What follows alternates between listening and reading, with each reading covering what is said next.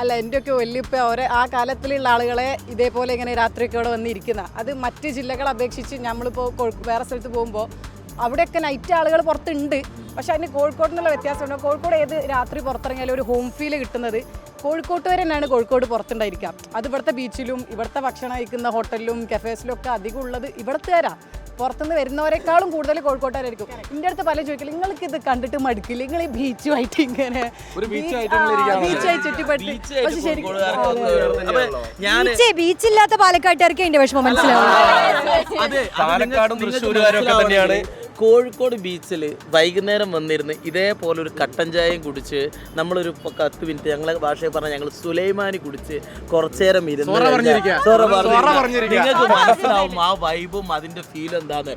പണ്ട് നമ്മളെ തിലകൻ അദ്ദേഹം പറഞ്ഞ പോലെ സുലൈമാനി കുടിച്ചാലേ മക്കളെ അതിൻ്റെ വൈബ് എന്താന്ന് മനസ്സിലാവുള്ളൂ.